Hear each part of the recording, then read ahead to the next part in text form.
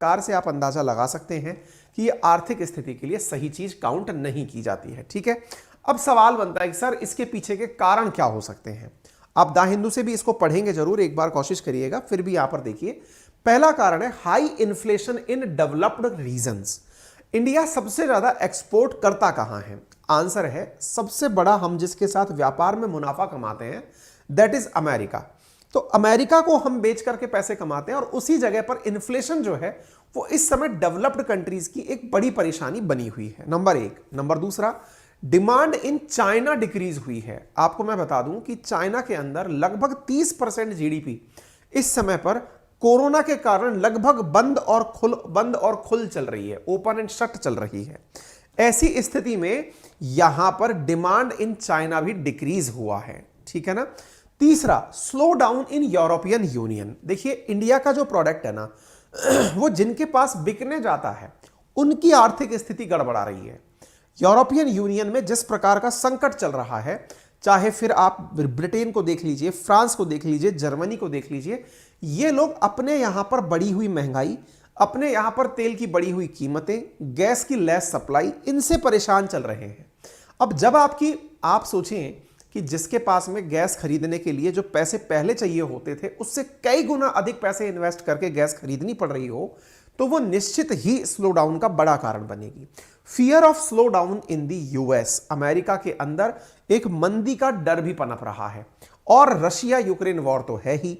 यानी कि इस बार जो बड़े कारण हैं उनमें हमारा सबसे बड़ा कारण, जिन्हें हम सामान बेचते हैं उनकी स्थिति अच्छी नहीं है। हम तो बना के रखे हुए हैं, लेकिन जिन्हें बेचते हैं उसके पास पैसा ही नहीं है खरीदने का, तो क्या करें? इसका मतलब यह हुआ कि हम डिमांड ड्रिवन एक्सपोर्ट नहीं करते। मतलब क्या हुआ?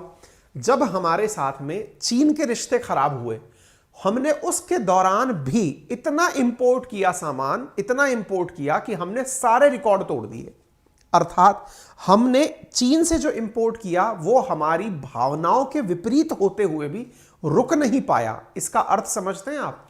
इसका अर्थ हुआ कि हमने उनके साथ डिमांड ड्रिवन व्यापार किया है, उनको हमारी नेचर पता है कि इंडिया को क्या चाहिए।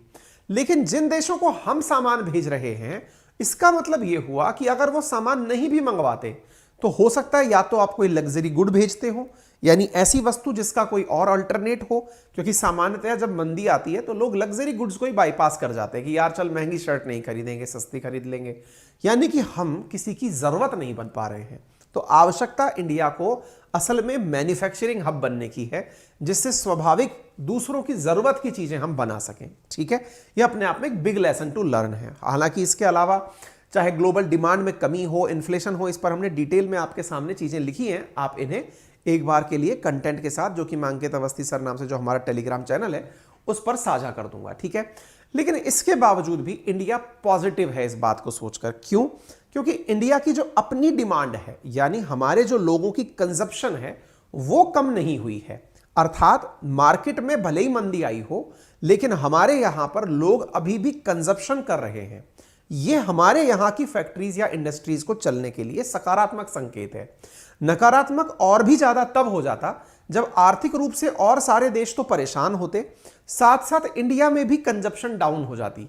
यानी हमारे यहां पर जो चीजें प्रोड्यूस की जा रही हैं वो हमारे देश में अच्छे से कंज्यूम भी हो रही हैं।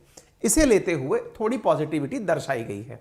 फिलहाल के लिए यही है आपके लिए इंपॉर्टेंट जानकारी। यदि आप इस जानकारी से संतुष्ट हो तो इसे सभी साथियों के